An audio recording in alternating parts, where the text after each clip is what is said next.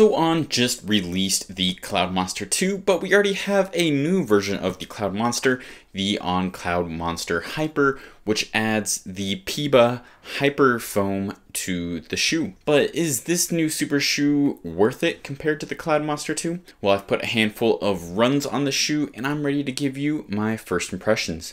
Just a quick disclaimer that On did send me these shoes to review, but all my thoughts and opinions are my own.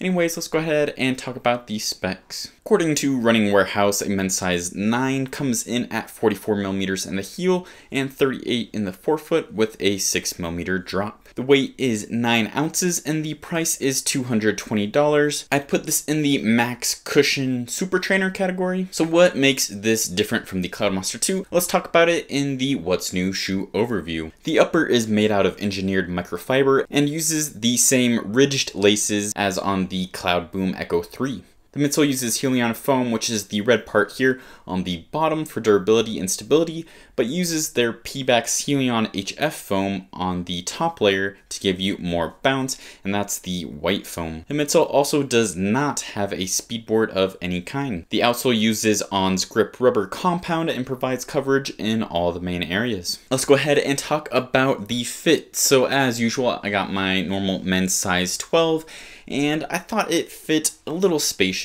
Like I've mentioned before, I have more narrow feet and these felt a little bit roomy. Definitely not as roomy as the Cloudmonster 2, but I think if you have a high volume foot, it'll fit you nicely. But for me personally, I had to really cinch down the laces, then use a runner's loop around here to get that nice lockdown around the ankle. So I don't know if going down half a size would maybe help that, but it doesn't have the same fit as the Cloudmonster 1, that's for sure, but definitely not as loose as the Cloudmonster 2, if that helps with your decision. Now let's talk about the ride and my general first impression of the shoe. So getting rid of that speedboard and adding that Pebax foam, this really helped make the shoe more bouncy, especially in the forefoot, give it a little more energetic pop. But that heel to toe transition wasn't necessarily the smoothest, but it also wasn't clunky either. When I was using the shoe on my easier runs, you definitely noticed that bouncier foam, but then it also did come alive when you were picking up the pace and became a little more responsive. So this shoe can be pretty versatile, but for me personally, I really enjoyed it for my easy runs and my long runs. So I talked about the upper in the fit where I had to cinch down the laces quite a bit, and I feel like that also caused some crinkling on this stiffer overlay here,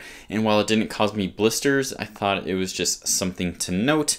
And while I did have to cinch down these laces, it also meant there was a ton of extra lace kind of flopping around. So overall, I thought that the Cloudmonster Hyper had a nice, soft and energetic ride, but I do think that that heel to toe transition could be improved. Alright, and I'm going to do a quick few comparisons to the Cloudmonster Hyper. The first shoe I'm going to compare it to is the Cloudmonster. So both the Cloudmonster Hyper and the Cloudmonster 2 have pretty similar uppers, but I'd say the Cloudmonster Hyper is more refined, and like I mentioned earlier, fits a little better if you have narrower feet, unlike the kind of saggy fitting upper of the Monster 2. The midsoles differ as well. The Cloudmonster 2 does have a speedboard in the middle, while a Monster Hyper does not. They both use 2 densities of foam. This one just uses a softer flavor of the Helion on the top with the firmer on the bottom, while this uses that Pebax on the top and then the Helion on the bottom. Overall, they're pretty similar shoes, but that Pebax foam and the lack of the plate in the Cloudmonster Hyper does make it more energetic and bouncy and a little more fun, in my opinion, than the Cloudmonster 2. Next up is the On Cloudeclipse. So before the Cloudmonster Hyper came along, this was On's highest stack shoe, and this one does not use any of the Pebax foam. It has 100% Helion foam in the midsole, but it uses the Cloudtech phase technology, which is kind of the domino cutouts here. And then it doesn't have a speedboard in the middle, but does kind of have this speedboard torsion plate on the bottom. Overall, I think that the ride of the Cloudeclipse is much smoother. That rocker is a little more pronounced from heel to toe, and that Cloudtech phase really helps with that transition as well. So definitely a smoother riding shoe than the Cloudmonster Hyper, and I do like the fit of the upper better as well. Overall, I think I'm going to lean towards the Cloudeclipse over the Cloudmonster Hyper. However, if they put a Peba version of the shoe on the market, I think that would be an amazing shoe and a just winner all around. So another super trainer that comes in at the 200 and above price point is the Asics Superblast. So they both have a super foam on top with the stabilizing foam on the bottom. They're both very versatile shoes, but to me the Superblast is much more versatile.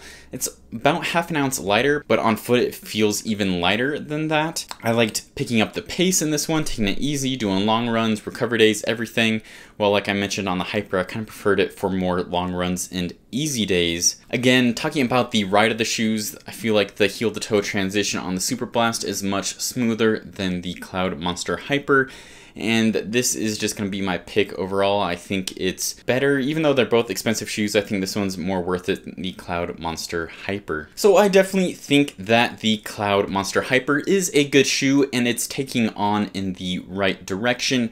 However, releasing two different models of the Cloudmonster within a month or so of each other and charging $220 for this one is a little concerning for me and kind of makes it a little bit harder to recommend this one.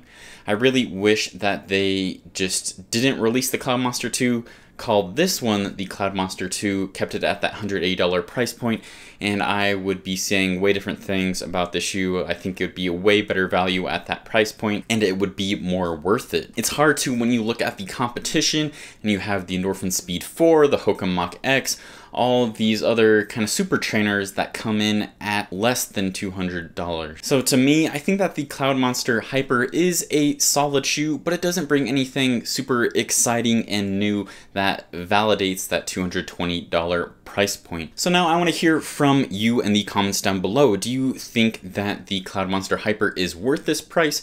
Do you agree with me that this should have just been the Cloudmonster 2 and keep that $180 price point? What are your thoughts? Let me know. Thanks for watching, and as always, keep on running.